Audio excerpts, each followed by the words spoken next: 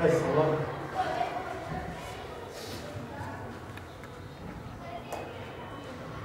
Posta çok önemlidir. Evet, sağa sol yap. Tamam mı Süleyman? Abi caiz ha. Tamam mıyız? Biraz Evet, bravo. Müzik açalım mı Süleyman?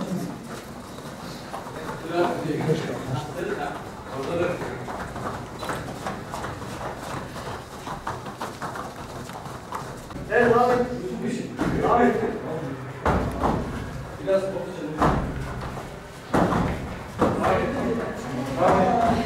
Evet, abi. Düzgün bir şekilde. Eğil biraz. Eğil biraz. Eğil. Evet, bir ara git. Aradan git. Aradan git. Aradan git. Bir Süleyman. Beni de çek, tamam mı? Hadi aradan git. Evet. Kickbox! Kickbox! Kickbox! Kickbox! Kickbox! Kickbox! Kickbox! Kickbox! Kickbox! Kickbox! Kickbox! Söyleme! Kickbox! Söyleme! Söyleme! Beraber sol sağ sağ ayak, tamam mı? Düdükle beraber. Evet. Sol sol sağ sol ayak. Düzgün bir şekilde. Düdükle beraber. Hazır mısın? Hocam sağ ayak mı sol ayak? Sol ayak. Hazır mısın? Sol ayak. Sol ayak. Valla sanki. Tamam. Sol sağ sol ayak. Sol sağ sol ayak. Düzgün bir şekilde.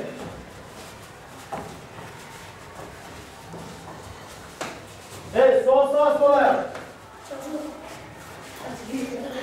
Evet, seri ol biraz. Seri ol. Fazla çizgiyi geçme. Geçme çizgiyi. Geçme.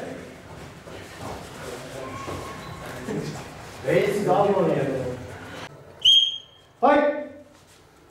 Sol sağ. Evet, ayak at. Yavaş, yanaşma. Vur işte ya. Oyna salla salla. Bak bak sağa sola karaciğere. Müsabakadasın ya artık. Müsabakadasın. Müsabakadasın artık. Kendini rahat hisset. Tamam. Evet, devam et Hüseyin. Bekleme. Bekleme. Yusuf bekleme. Biraz eğil vücudunu. Biraz esne. Yavaş. Evet Yusuf. Salla biraz. Salla biraz. Yavaş. Yavaş. Fazla yanaşma. Tamam. Tamam. Ben sağ ayakla çık Ahmet. Sağ. Böyle vücudunu biraz esne. Tamam. Sağa git, sola git. He. Aferin. He. Çık böyle. He. Evet. Aynen. He. Evet. Şurayı. Tamam. Tamam sen de çık biraz. Sen de çık. Tamam birbirinize bak. Stop.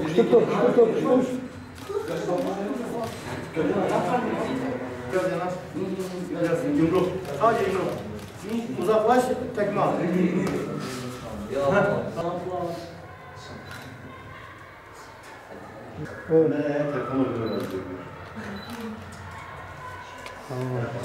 Evet, spor yapmak öncelikle vücut için önemlidir.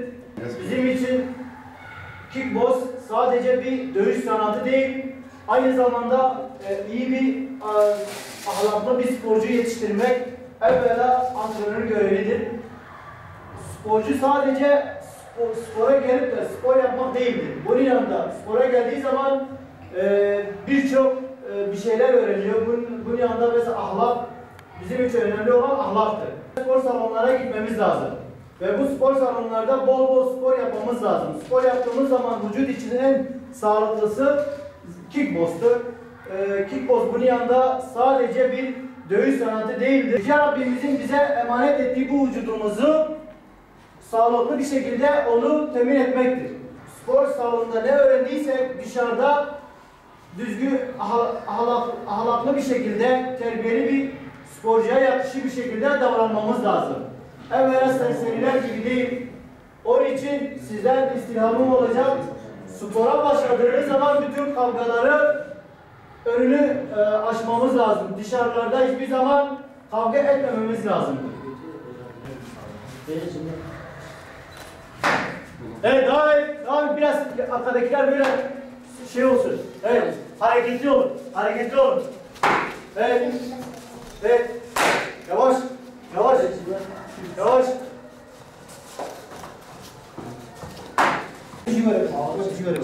Hadi, hadi Ahmet böyle hareketli olun. Evet. Ayağını, sol ayağınızı yukarıda Ahmet. Evet, vur git. Vur git.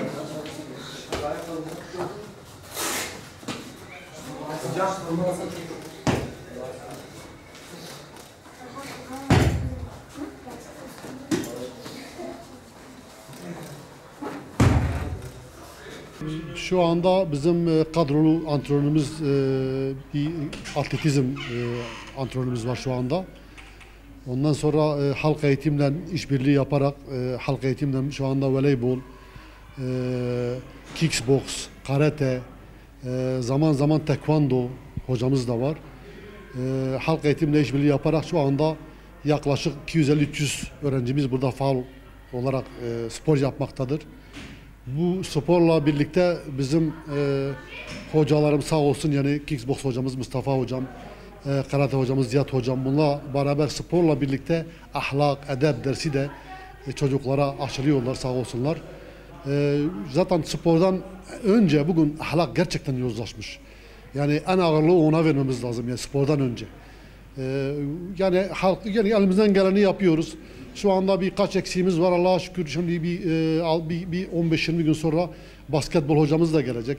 2 tane spor uzmanımız gelecek okulları gezerek.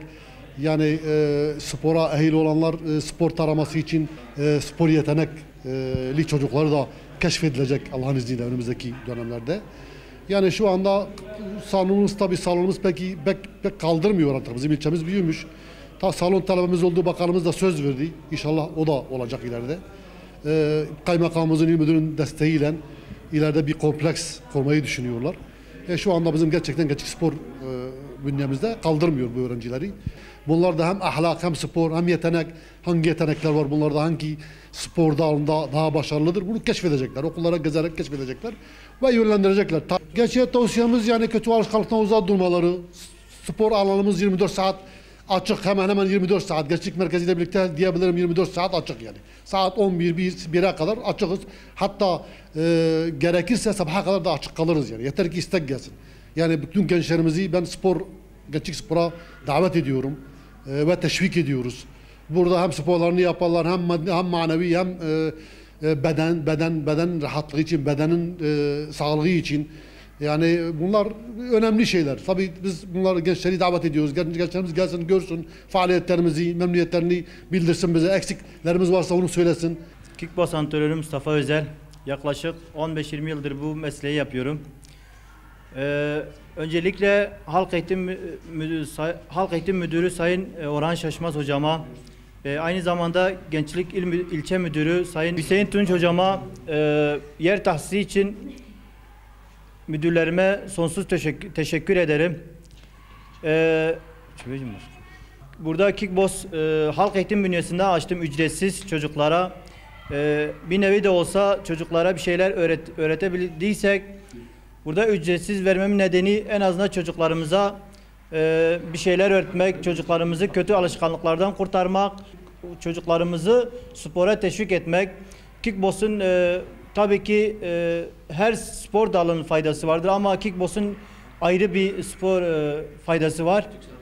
Vücuden olsun, ahlaken olsun. Bu çocuklarımız bu sporu çok seviyorlar. Programımız inşallah yakın bir zaman içerisinde müsabaka hazırlamak, bir gösterim maçımız olacak. Gösterim maçımızdan hemen sonra yavaş yavaş lisansları verip artık önümüze bakıp müsabakaya hazırlamamız lazım. Türkiye Kickbox Şampiyonası için inşallah Midyat'ta birinci çıkacak. Allah izin verirse hepsine tüm desteğimizi vereceğiz bu kickbox alanı için. Buraya kickbox'a geldim. 3 ay önce bu spor başladı. 3 aydan beri buraya geliyorum. Böyle burada sadece yani vücut olarak değil, yani hocamızdan çok memnunuz. Bize sadece sporu değil, saygı, edebi öğretiyor. Bu spordan çok şey öğrendik. Yani buradan öğrendiğimiz sadece birkaç hareket, tekme, yumruk falan filan değil. Öğrendiğimiz yani manevi anlamda da çok şey vardır. Neler diyelim ahlak açısından, mesela daha önceki zamanlarda sokakta mesela direkt birisine saldırıyorduk ama kickbox'a geldiğimizden beri hocamız bize öğretti ki yani her zaman yani önemli olan birisini yani böyle sokakta gördüğün bir şey dedi mi kavga etmek değildir. Önce ahlak açısından şey yapacaksın. Yani kendini savunacaksın. Peki kötü alışkanlıkları bırakmak için faydalı oldu mu? Yani tabii ki mesela şimdi burada hocamız koşturuyor. Allah kendisine razı olsun. Koştuğunda mesela bildiğimiz gibi ciğerler falan açılıyor. Bu da yani sigarayı mesela diyelim birisi sigara içiyor. Bunun sigarayı bırakmaya kadar gidebiliyor yani bu. 3 aydır buraya geliyoruz. Çok güzel, hocamız çok güzel bir şeyler öğretiyor bizlere. Mesela sol kroşe, sağ kroşe, sol tekme, her türlü sporları öğretiyor. Spor yapmadan önce idmanları yapıyoruz. Tabii evet, bedenimize ahlak biçiminden çok şeyler öğretiyor bize. Spordan önce ahlak öğretiyor. Sağlık açısından çok faydalı bir spordur. Mesela sigara önceden içiyorduk, şimdi içmiyoruz. Başka maddeleri kullanan arkadaşlar vardı, şimdi bıraktılar. Spor sayesinde, hocamız sayesinde. Tabii ki de bu sporu tavsiye ediyoruz. Ahlak biçiminden bir de spor biçiminden çok sağlıklı, bedenimize de çok sağlıklı bir spordur. Biz burada hem spor hem ahlak öğreniyoruz. Hocamız bize hem ahlakı hem burada hareketleri bedenimiz için iyi bir şeyler öğretiyor. Mesela tekme, sol tekme, sağ tekme. Ama bunların dışında ahlakımı, dinimi onları da öğrendim. Mesela biraz ağırdım, şimdi ağrıma göre daha hafifim. Bir de sigaraya da koklananlar için onları terk ediyorlar, daha sağlıklı. Herkese tavsiye ederim yani. Bunun yaşı, boyu falan olmaması lazım.